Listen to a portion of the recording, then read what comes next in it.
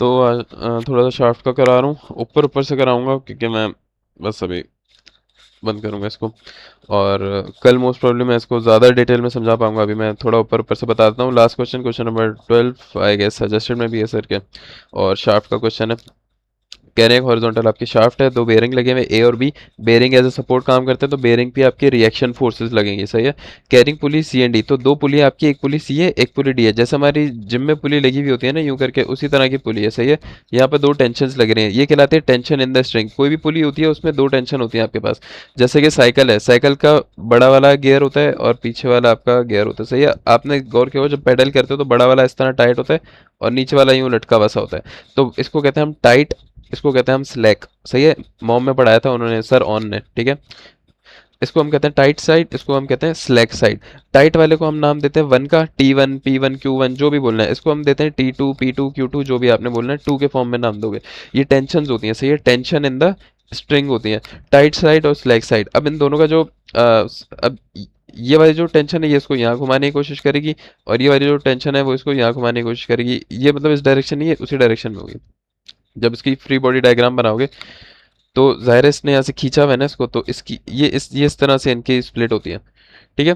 अब जो आपने फोर्स लेनी है इनकी इस टॉर्क के लिए, ये जो इसके अंदर टॉर्क जनरेट हो रही है, इसमें फोर्स जनरेट करनी है आपने, फोर्स जनरेट हो रही है। जो फोर्स लग रही है वो क्या होगी, फोर्स फोर्स जो होगी वो आपकी टेंशन इन द स्ट्रिंग की होगी। अब दो टेंशन लग रही है तो आप लिख दोगे यहाँ पे T1 - T2, जो फोर्स होगी वो, और रेडियस आपका आर है। टॉर्क बराबर होता है एफ इंटू आर के, तो आप यहाँ पे डायरेक्ट लिख सकते हो टॉर्क के लिए T1 - T2 into are. T1 - T2 क्यों किया, क्योंकि T1 बड़ा है आपके पास, T2 आपके पास छोटा होता है।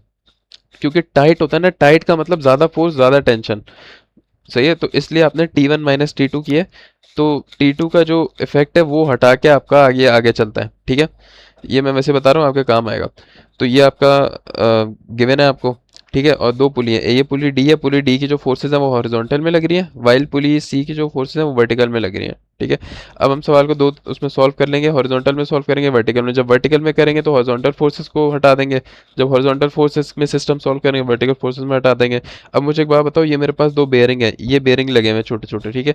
जब मैं इसको पकड़ के नीचे खींचूंगा तो ये मेरे बेयरिंग पे रिएक्शन फोर्स लगेगी इस डायरेक्शन में, ऐसा ही है, इस डायरेक्शन में लगेगी क्योंकि ये इसको होल्ड करेंगे। और इसी तरह जब मैं ये वाले पुली को दोनों पकड़ के राइट साइड पे खींच दूंगा, तो तो उससे मेरे ये बेयरिंग इस साइड पे रिएक्शन देंगे, तो इसका मतलब बेयरिंग आपके दोनों एक्सिस में रिएक्शन दे रहे हैं। आपको यहाँ पे बोला हुआ है calculate diameter of the shaft, आपको डाटा गिवन है, ये देखो P1 = 2 P2, ये क्या है, टेंशन इन द स्ट्रिंग है, मतलब एज ए फॉर्म ऑफ आपको दिए हुए T1 = 2 T2। तो आप जब T1 - T2 करोगे ना, तो आप क्या लिख सकते हो, 2T2 - T2, तो ये बराबर हो जाएगा सिर्फ T2 के। तो ये आपको एक हॉरिजॉन्टल के लिए ये दे दी, वर्टिकल के लिए इस नाम से दे दी, आपको रेडियस दे दिया, आपको अलाउबल शेयर दे दिया। सवाल सॉल्व सॉल्व करने की तरफ आते हैं। सबसे पहले आपने क्या कर लिया, यहाँ पर आपको पावर गिवन थी, आरपीएम गिवन था, टॉर्क = 60P/2πn फॉर्मूला होता है, यहाँ पर डाला टॉर्क आ गई, सही। फिर टॉर्क F/r, मैंने जो अभी बताया फॉर्मूला T1 - T2 जो कि टेंशन इन द स्ट्रिंग्स का होता है फॉर्मूला, जो हम पढ़ते हुए आ रहे हैं बचपन से, अगर आपको याद हो तो यहाँ पे P1 की वैल्यू डाली 2P2, इसको माइनस किया, ये आ गया। टॉर्क आपके किसके बराबर था, इसके बराबर था, यहाँ से P आ गया, P1 आ गया तो P2 भी आ गया। इसी तरह Q1 के लिए कर लिया, सही है। फिर क्या करना है, इन दोनों को ऐड कर लो W के नाम से, तो उससे क्या होगा मैं बताता हूँ। तो अब हमारे पास वो आ गई हैं फोर्सेस। अब हम इस पूरे सिस्टम को सिर्फ वर्टिकल के लिए सॉल्व करेंगे, तो ये जो हॉरिजॉन्टल फोर्सेस है ना इनको अभी हटा दो, सिर्फ वर्टिकल फोर्सेस को देखेंगे। हम बोल रहे हैं कि अभी हॉरिजॉन्टल फोर्सेस है ही नहीं, क्योंकि हम दोनों को हम क्या करते हैं, वर्टिकल को पूरा सॉल्व करते हैं, हॉरिजॉन्टल को करते हैं ऐड करते हैं उनका जो इफेक्ट है, ताकि सॉल्व करने में आसानी हो। तो ये मेरे पास इस तरह का बन गया, सारे वर्टिकल हैं, दो रिएक्शंस मेरे पास वर्टिकल के लगेंगे। और ये मैंने यहाँ पर आपने क्या लिखना है, जो Q1 Q2 आपके पास आ रहा है ना टेंशन, दोनों T1 और T2 जैसे होता है, उन दोनों को प्लस कर दो ताकि आपके पास टोटल जो फोर्स का इफेक्ट है वो आ जाए। तो ये क्या हो रहा है, तो एक आपके फोर्स यहाँ से लग रही है जो कि ये W है, इसको मैं ऊपर बना रहा हूँ, और ये आपके दो रिएक्शंस लग रहे हैं यहाँ पे, सही है। डी आपका फजूल है, समझो कुछ भी नहीं है, डी पे जीरो होगा। क्यों जीरो होगा, क्योंकि डी पे ना वेट था ना कुछ इसका दिया हुआ, कुछ भी नहीं था, सिर्फ हॉरिजॉन्टल फोर्स थी, वो भी हमने हटा दिया कि भाई हम वर्टिकल सॉल्व करना है। अब आपने क्या करना होता है, अपने हर पॉइंट पे मोमेंट निकालना होता है, ठीक है। अब आप बीम सेक्शन कटिंग इसकी जरूरी नहीं, कि बीम सेक्शन वैसे जरूरी तब होती है जब आप VDL वगैरह या UDL वगैरह लगा रहे हो, तो ठीक है। तो यहाँ पर आपने क्या करना है, यहाँ पर आप डायरेक्ट भी निकाल सकते हो, जैसे कि रिएक्शन पे जीरो होती है आपकी, अगर ये एक मेरा वो है, ये आपने पहले से पढ़ा हुआ है ना, यहाँ पे अगर दो रिएक्शंस लग रहे हैं और यहाँ पर आपका लोड लग रहा है, तो आपकी जो बेंडिंग मोमेंट डायग्राम थी वो कुछ इस तरह बनती थी, और ये आपका वाई मैक्स होता था जहाँ पे मैक्सिमम बेंडिंग होती थी। आपने गौर किया कि किसी तरह ये जो आपके फिक्स फिक्स जो होती थी जगह रिएक्शंस होती थी, यहाँ पर मोमेंट जीरो है, यहाँ भी मोमेंट जीरो है, यहाँ मोमेंट मैक्सिमम होता था। तो इस तरह ये दोनों आपके रिएक्शंस हैं, ए भी आपकी रिएक्शन है, बी भी आपकी रिएक्शन है, तो यहाँ दोनों पे मोमेंट आपके जीरो होंगे। ठीक है, और ये बिल्कुल सेम केस है, यूं इस तरह होगा मैक्सिमम जो आपकी बेंडिंग होगी ना, देखो 600 600 दोनों सेम सेम है, तो मैक्सिमम बेंडिंग यहीं पर सेंटर में होगी, तो आपने इस पॉइंट पर बेंडिंग निकालनी है। इस पॉइंट पर बेंडिंग पे भी आपको काटने की जरूरत नहीं है। इस एरिया को आप डायरेक्ट कैसे निकाल सकते हो, इस पॉइंट पे अगर मैंने निकालना है, ये पॉइंट हमारा सी है, ये ए है, ये सी है, ये बी है, तो सी पे अगर मैंने निकालना है तो मोमेंट एट सी मैं डायरेक्ट निकाल सकता हूँ। इस साइड से निकाल लो, उस साइड से निकाल लो। जैसे कि मैं यहाँ पे आर लग रही है ना, रिएक्शन आर, तो आर ए इंटू 600 आपको मोमेंट आ जाएगा। या अगर आपको उस साइड से निकालने का दिल चाह रहा है तो आप डायरेक्ट निकाल दो आर बी इंटू 600। अब मैं बताता हूँ कटिंग मेथड। अगर आप यहाँ से काटते भी हो ना, काटने के बाद आपकी डायग्राम कुछ यूँ बनेगी, ठीक है। ये आपका एक्स आ गया, यहाँ पर आर ए लग रहा है, यहाँ पर आपका मूवमेंट लगेगा। तो अब जब आप सबमिशन मूवमेंट करोगे ना, तो सबमिशन मूवमेंट के बाद आपके पास क्या बनेगा, summation movement is equal to zero और moment is equal to R A into X. ये आपके पास इक्वेशन बनेगी, सही है, लीनियर। अब x की जगह इस पॉइंट के लिए अगर आप जीरो डालोगे तो देखो आपका आंसर जीरो ही आ रहा है। तो इसी तरह आपके रिएक्शन पे जीरो होता है। अब जब यहाँ पे 600 डाल दोगे तो आपके पास ये बन जाएगा जो आपने डायरेक्ट ले लिया, तो आपको इतना ज़्यादा बीम कटिंग की जरूरत नहीं है। लेकिन आपके पास आर ए भी नहीं है, आर बी भी नहीं है, तो सबसे पहले हम ज़ाहिर है सिस्टम को एक्सटर्नली सॉल्व करते हैं हमेशा, फिर हम इंटरनल मूवमेंट वगैरह पे आते हैं। तो एक्सटर्नली पहले सॉल्व करो, समीशन एफ वाई लगा दिया, समीशन एफ वाई लगा दिया, R A R B is equal to जो आपका वेट था वो आ गया। फिर अब मोमेंट ले लो, कहीं भी लगा दो, यहाँ पर लगा दो, summation moment at point A लगा दिया आपने। ए लगाने से क्या हुआ, एक आपका डब्ल्यू वेट मोमेंट बना रहा है, एक आपका आर बी मोमेंट बनाएगा। आरबी पर मोमेंट जीरो होगा, लेकिन ये फोर्स फोर्स मोमेंट बनाएगी with this distance at point O. ये तो बेसिक कॉन्सेप्ट है ना यार, कि आरबी आपका कौन कौन आपका मोमेंट बनाएगा। अगर आप पॉइंट यहाँ ले रहे हो, एक आपका ये मोमेंट बनाएगा, एक आपका ये मोमेंट बनाएगा। तो इस तरह आपने लिख लिया W इंटू 600 और माइनस एस ले लिया, क्योंकि W अगर इसको क्लॉकवाइज ले लिया तो ये एंटी क्लॉकवाइज घुमा देगा, सही है, तो वो आपने नेगेटिव ले लिया। यहाँ से आपने सॉल्व किया, आपके पास आर ए आर बी की वैल्यूज आ गई। आपने आर ए आर बी की जो भी वैल्यू थी वो ये हमने निकाला था, यहाँ पे आर ए की वैल्यू डाल दो। आर ए की वैल्यू डाली तो आपके पास मोमेंट आ गया एट पॉइंट सी। देखो यहाँ पे डी के लिए आप बोलोगे डी क्या है यार, डी क्योंकि मैंने बताया खाली है ना, इस पे जीरो होगा मोमेंट। अगर आपको प्रूव करने का दिल चाह रहा है, आपको यहाँ निकालना, आप यहाँ निकाल दो। आप लिखोगे moment at point D, zero आ रहा है, कोई डिस्टेंस ही नहीं है। या फिर अगर इस पूरे को लो, इस पूरे को लेकर देख लो, सेक्शन करने की जरूरत ही नहीं है, आप इन सब की मोमेंट प्लस कर दो। कैसे करोगे, आर ए इंटू ये सारा, ये पूरा डिस्टेंस कितना है, 600 600 1200 1500, तो आर ए इंटू 1500 माइनस का डब्ल्यू इंटू 900 प्लस का आर थ्री इंटू 300, ये करके देखो माइनस आएगा। और नहीं तो अगर आपने यहाँ से काटना है, तो जब काटोगे तो आपके पास इस तरह की इक्वेशन बनेगी। अरे बल्कि ये देखो ना, ये सॉल्व हुआ। मैं यहाँ पे इक्वेशन बनाने की जरूरत ही नहीं है, ये हुआ मैं यहाँ पे पूरा सॉल्व। तो आपको प्रूफ होगा कि डी पे भी जीरो है। तो आपको ये सॉल्व हो गया। अब हॉरिजॉन्टल सिस्टम के लिए आओगे, यहाँ पर एक चीज़ गलत बनी हुई है, डायरेक्शन थोड़ी सी गलत बनी हुई है, ठीक है। हमेशा याद रखना, हमेशा मतलब जहाँ तक मैंने देखा है रूल के बारे में, कि अगर तो ये आपका सिस्टम है, कहाँ गया, ये रहा। अगर आपका जो पुली है, हॉरिजॉन्टल सिस्टम की बात कर रहा हूँ, अगर उसकी जो फोर्सेज हैं वो आपसे दूर जा रही हैं, मतलब आप तो ज़ाहिर है यहाँ से देख रहे हो ना, स्क्रीन में देख रहे हो ना, तो मतलब स्क्रीन के अंदर जा रही हैं, अगर आपसे दूर जा रही हैं, तो जब भी आप बेंडिंग मोमेंट और फ्री बॉडी डायग्राम बनाओगे, उसमें जो फोर्स है वो नीचे की तरफ ले लेना, रिएक्शंस ऊपर की तरफ ले लेना, जो फोर्स है उसको नीचे की तरफ ले लेना, ठीक है।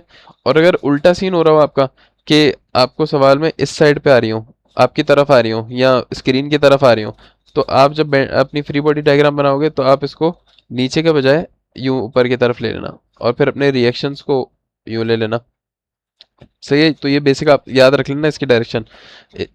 इसको आप लेफ्ट राइट से भी याद रख सकते हो, कि अगर आपकी फोर्सेस राइट पे जा रही हैं तो आपने इसको नीचे की तरफ लेना है, अगर लेफ्ट पे जाएंगे तो ऊपर की तरफ ले लेना। तो यहाँ पर ऊपर की तरफ लिया हुआ है, लेकिन ये वैसे गलत लिया हुआ है, क्योंकि तो प्रोपोर्शन सेम है, मतलब अगर ये ऊपर जा रही है तो ये दोनों नीचे जा रही हैं, तो इसकी वजह से आंसर सही आ रहा है आपका, सही है। लेकिन मैं आपको फिर भी समझा देता हूँ कि आप जब सॉल्व करोगे ये वाला सवाल, तो तो रिएक्शन एक यहाँ पर लेना, एक रिएक्शन यहाँ ले लेना, और उसकी डायरेक्शन यूँ नीचे कर देना, सही है। लॉजिकली ये बनता है ज़्यादा सही। तो कर देना आप, सही है, तो मोस्ट प्रोबेबली आंसर सही में आएगा। अभी इसी के साथ चलते हैं, गलत भी हुआ है भले, इसके साथ चलते हैं वरना आगे मुश्किल हो जाएगा बताना। सबसे पहले आपने जो P1 P2 आ रहा था ना इसके, ये हॉरिजॉन्टल, अच्छा अब हॉरिजॉन्टल सिस्टम है लेकिन हम इसको वर्टिकली इसलिए सॉल्व कर रहे हैं क्योंकि 2D प्लेन है, हमें इसको भी वर्टिकल प्लेन की तरह ही सॉल्व करेंगे, ठीक है। बस हमने एक बार डायरेक्शन डिफाइन कर दी ना, बस खत्म हो गई बात। अब इसको वर्टिकल समझ के सॉल्व करो, है ये हॉरिजॉन्टल सिस्टम, सही है, यही तरीका है सॉल्व करने का और ये बहुत मस्त तरीका है। तो आपने टोटल P1 P2 निकाल लिया इसका जो था टोटल, उसको WH से बोल दिया हॉरिजॉन्टल के नाम से। आपको सबसे पहले एक्सटर्नल फोर्स निकालनी होता है, समीशन FI लगाया, समीशन FI से RA RB is equal to WH, simple. WH पता है कि इक्वेशन बन गई, summation moment at point A लगाओ, तो मोमेंट आपका ये बनाएगा, मोमेंट ये बनाएगा। आपने नोटिस किया कि इसका जो वाई एक्सिस था वो गायब हो गया, क्यों? क्योंकि हम हॉरिजॉन्टल सिस्टम की बात कर रहे हैं और ये वाला जो पुली था ये वर्टिकल में था, तो इसकी हमने वर्टिकल की फोर्सेस सारी गायब कर दी, ठीक है। लेकिन ये नहीं बोलना कि आपका ये वाला पुली पे मूवमेंट नहीं लग रहा, मैं बताता हूँ क्या सीन है। अब summation moment at point O लगाया, वहाँ से आरबी की वैल्यू है, आरबी की वैल्यू डायरी आर ए आ गई, तो आपके पास सारी एक्सटर्नल फोर्स आ गई। अब आपने इस पॉइंट पे इस पॉइंट पे इस पॉइंट पे इस पॉइंट पे मूवमेंट निकाला। ऐसे में पॉइंट पे पता है क्यों निकालता है, एंड पे मूवमेंट डायग्राम बनानी होती है इस तरह से, तो हर पॉइंट पे आपको बस मूवमेंट चाहिए होता है बस, ठीक है। तो हर पॉइंट पे आपने यहाँ पर मूवमेंट निकालना है। सबसे पहले आर ए पर जीरो होगा आपके पास, क्योंकि आपके पास वो है बेरिंग है, सादा रिएक्शन फोर्स है, राइट। और आरबी जो है, आरबी पे मूवमेंट होगा या नहीं, रिएक्शन है तो मूवमेंट नहीं होना चाहिए लेकिन मूवमेंट होगा, पता है क्यों? ओवरहैंग की वजह से, इसको कहते हैं ओवरहैंग। ओवरहैंग क्या होता है? मैंने बहुत पहले पढ़ा था, पता नहीं सही बता रहा नहीं। ओवरहैंग असल में कहते हैं कि आपका कोई भी जो बेयरिंग है ना, रिएक्शन फोर्स, उसके बाद अगर आपके पास कोई लोड आ जाए तो इसकी बेंडिंग की वजह से यहाँ पर भी मूवमेंट जनरेट हो जाता है। जैसे अगर आपके एंड रिएक्शन अगर आपके एंड पे आ रहा है ना, यूं करके, यूं, तो आपका इस पे कोई मूवमेंट नहीं जनरेट होता। लेकिन अगर ओवरहैंगिंग आ जाए तो आपका इस पॉइंट पर भी मूवमेंट जनरेट होगा। जैसे कि हम यहाँ पर आ जाते हैं, तो आपने पॉइंट बी पर, पॉइंट सी पर, वेट मैन,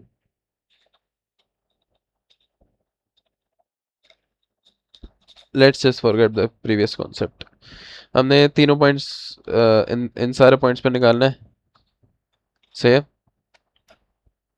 हम यहाँ पर आ गए, वो एट पॉइंट बी। अब आपने पॉइंट कहाँ पर निकालना है, बगैर आप कटिंग वटिंग करे सुकून से आराम से निकाल सकते हो। पॉइंट बी आपका कौन सा है? ये A C B, ये आपको पॉइंट बी है, सही है। यहाँ पर आपने मूवमेंट निकालना है, तो लिख दो summation movement at point B is equal to zero. आपकी मर्जी है, क्योंकि ये चीज़ सेंटर में आ रही है, ठीक है, कोने पे नहीं है, मैंने बताया था ना कोने पे नहीं है, तो यहाँ पर मूवमेंट बनेगा। तो आप लेफ्ट पे ले लो या राइट से ले लो, आपकी मर्जी है। लेट्स से कि यहाँ पे दोनों से सॉल्व हुआ है, अगर राइट से करना है तो आएगा WH × 1300, और अगर लेफ्ट से करोगे तो आपके पास आएगा RAH × 1200। तो ये देख लो, ये लेफ्ट से किया हुआ है, RAH × 1200 से किया हुआ है, और WH × 300 से किया हुआ है, दोनों से आंसर तकरीबन सेम सेम आ रहा है, ठीक है। तो ये आपके ऊपर होता है, आपने लेफ्ट से लेना राइट से लेना, ये बहुत इसमें इसके लिए आसानी है। ए पे तो आपका जीरो होगा, ठीक है। And what about D? At D moment is equal to zero, horizontal moment is equal to zero. Point D पर अब आपने लेना है तो यहाँ पर भी जीरो होगा मोमेंट। यहाँ पर मोमेंट जीरो क्यों होगा? क्योंकि यार कैसे समझाऊं यार मैं, काट के ही बता देता हूँ। इसको यहाँ से काटो, काटोगे तो आपके पास इस तरह का एक शाफ्ट जनरेट होगा, यहाँ पर आपके फोर्स लग रहा है, यहाँ पर मोमेंट जनरेट होगा, ये डिस्टेंस कहलाता है आपके पास x। क्योंकि मैंने राइट साइड से ले लिया, आप लेफ्ट से भी ले सकते हो, लेफ्ट से लो, ज़्यादा लंबी ख्वारी करनी पड़ेगी, हो जाएगा सॉल्व, मसले की बात नहीं है। तो ये डिस्टेंस कितना कहलाता है? ये डिस्टेंस कहलाता है आपका x, और ये आपका हो गया w। तो summation moment is equal to zero का, तो moment is equal to W into X, आपकी इक्वेशन बन गई। x को ज़ीरो डालोगे तो आपके पास मोमेंट आ जाएगा यहाँ पर इस इक्वेशन में ज़ीरो। तो इस पॉइंट पर मोमेंट आ गया ज़ीरो। अगर आपकी इस x की लिमिट का है 300 तक, 0 से 300, और अगर आप यहीं पर डाल दोगे 300 तो आपके पास पॉइंट बी पर मोमेंट आ जाएगा। तो इसी तरह आपने यहाँ पर 300 डाला, पॉइंट बी पर मोमेंट आ गया। इसी तरह अगर आपने सी पर मोमेंट निकालना है तो इसका निकालना है क्या तरीका है, मोमेंट एट पॉइंट सी अगर आपने निकालना है, बेसिक इजी सिंपल है, RAH मल्टीप्लाई बाय 300, इजी। या फिर अगर आपने यहाँ से दिल चाह रहा है तो आप WH मल्टीप्लाई बाय 900 कर दो, ठीक है। एक मिनट, यहाँ पे रिएक्शन भी तो लग रहा है ना, ये वाला। तो अगर आप लेफ्ट साइड से ले लो, ज़्यादा आसान है डायरेक्ट। अगर इस पॉइंट पे निकालना है ना, तो direct R A H multiply by 600 लिख दो, आसानी होगी आपके लिए। क्योंकि यहाँ से लोगे ना, यहाँ पे आपको W H into 900 minus R B H into 300, ये भी दोनों लगाने पड़ेंगे। ये डिस्टेंस, ये फोर्स, ये डिस्टेंस, ये दोनों लगाने पड़ेंगे। तो ये देखो आपने डायरेक्ट आर एच इंटू 300 लिया, पॉइंट सी पर भी आ गया। तो अब रिजल्टेंट के लिए हम क्या करते हैं, रिजल्टेंट निकालना है हॉरिजॉन्टल और वर्टिकल, ठीक है। ये आ गया आपके पास। अब आपने करना ही होता है कि, तो अब आपने रिजल्टेंट निकालना है। ये देख लो, ये आपके रिजल्टेंट आ गया। सबसे पहले पॉइंट सी के लिए देख लें, ए और बी, ए और डी तो आपका 0 0 है, सही है। पॉइंट सी के लिए निकालना है, तो सी पॉइंट पर मेरा वर्टिकल इतना था और सी पॉइंट पर मेरा हॉरिजॉन्टल था इतना। तो मैंने इस तरह दोनों को लिखा। और टोटल हम कैसे करते हैं, रिजल्टेंट दोनों का स्क्वायर ले लेते हैं, vertical square plus horizontal square, तो आपके पास रिजल्टेंट आ गया। ठीक है, इसी तरह हम पॉइंट बी पर निकालेंगे। तो पॉइंट बी पर आपके पास ये आ रहा था और इस वाले पॉइंट बी पर आपके पास 0 आ रहा था। तो जब आपने वर्टिकल और हॉरिजॉन्टल का ये वाला रखा, तो आपके पास क्या आया, 8060 आ गया। इन दोनों में से जो बड़ा होगा वही आपका मैक्सिमम मोमेंट होगा, बस खत्म हो गई बात। तो पॉइंट कौन से पॉइंट पे आ रहा है, आपको पता चला कि पॉइंट बी पर मेरा मैक्सिमम मोमेंट आ रहा है। ठीक है, क्योंकि 8060 इससे बड़ा है। तो फाइनल आपको डिसाइड कर लिया कि बड़ा है। मैक्सिमम मोमेंट आपका कौन सा आ रहा है, आपने फाइनल डिसाइड क्या किया, ये आ रहा है। अब आपने निकालना होता है इक्विवेलेंट टॉर्क। इक्विवेलेंट टॉर्क बराबर होता है under root maximum moment plus maximum torque. Maximum moment आप 8060 वाला इस्तेमाल करोगे, टॉर्क आपने शुरू में निकाल लिया था, तो आपके पास इक्विवेलेंट टॉर्क आ गया। ये हम कहते हैं डायमीटर निकालने के लिए। क्योंकि इक्विवेलेंट टॉर्क का एक और फॉर्मूला होता है, जो कि होता है पाई/16 shear stress into D cube. Torque आपने निकाल लिया, पाई/16 कॉन्स्टेंट है, शेयर स्ट्रेस सवाल में गिवन है। यहाँ से डी क्यूब आपका डायमीटर आ जाएगा, जो कि आ रहा है 97.5, जिसको सेफ साइड पे आप 100 ले लोगे। ये सीन है आपका। तो अगर आपने कटिंग देखनी है कि ए से मैं यहाँ पर लिखी हुई है कटिंग, अगर आपने देखनी है कि क्या इक्वेशन बनेगी, वर्टिकल अगर आपने काटा है इसको, मतलब वर्टिकल लोडिंग थी, वर्टिकल लोडिंग के लिए ए से सी सेक्शन काटा, ये इक्वेशन बन गई। यहाँ पर 0 डालोगे तो ए पॉइंट पर 0 आ जाएगा, यहाँ 600 डालोगे, टाइट है ना, तो बी पॉइंट के लिए आ जाएगा आपके पास, और सी पॉइंट के लिए आ जाएगा। तो इस तरह फिर सी से बी की इक्वेशन, तो इक्वेशंस वगैरह बनी हुई है यहाँ पे, सही है। ये सीन है, तो इक्वेशन आप बना लो तो अच्छा है।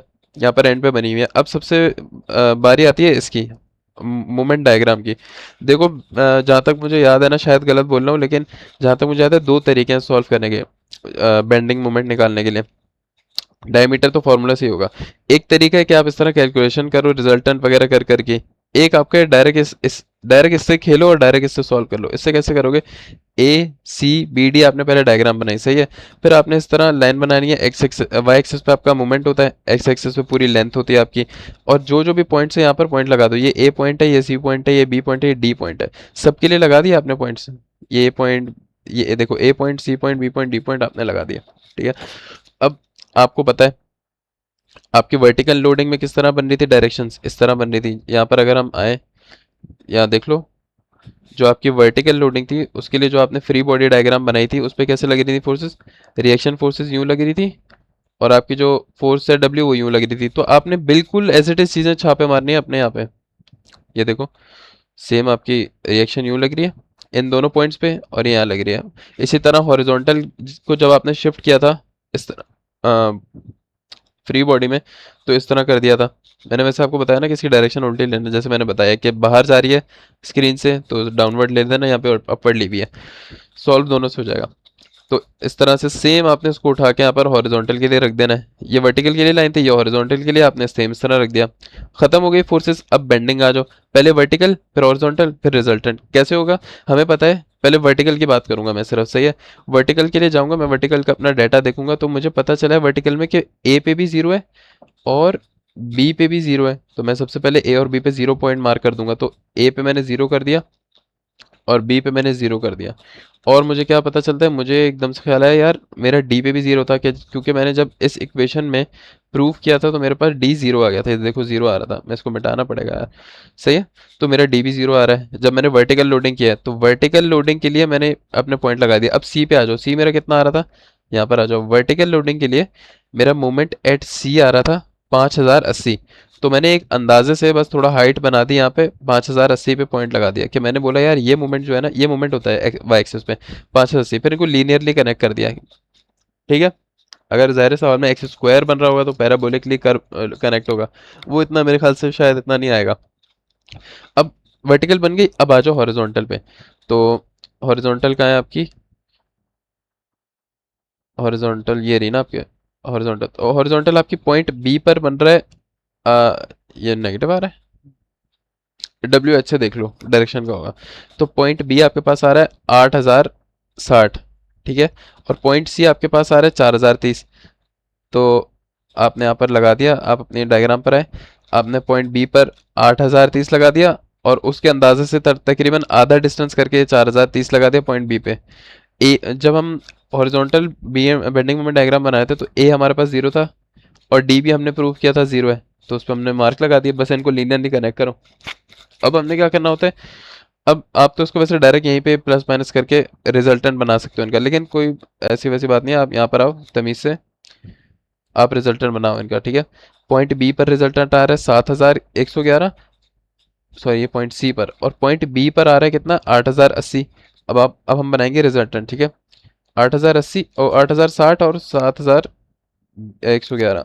तो पॉइंट सी पर आपने बना देना है 7111, पॉइंट बी पर आपने डॉट लगाना है 8080 का। ये अंदाजा है, सही है, एक अंदाजा है स्केल का, कि अगर 7000 यहाँ है तो 8000 से थोड़ा ऊपर होगा, अगर 8000 यहाँ पर है 4000 उसके आधे पे होगा, इस तरह से। और ए आपका रिजल्टेंट, और उसमें दोनों में, इसमें भी जीरो है, इन दोनों में भी जीरो है, रिजल्टेंट जीरो आ गया। इजी, इनको कनेक्ट करो, बस सवाल सॉल्व हो गया, खत्म। ये बेंडिंग मोमेंट भी बन गई, डायमीटर भी आ गया, आंसर भी सही है, 100 मिलीमीटर। तो ये तरीका है, ये मैंने थोड़ी बहुत तो डिटेल बता दी, लेकिन अभी मैंने कोर कॉन्सेप्ट जो होता है ना, मज़े का कॉन्सेप्ट, वो मज़ा नहीं आया। लेकिन इतना है कि आप इसको थोड़ा बहुत समझ के प्रैक्टिस कर सकते हो। Let's meet in the next video tomorrow.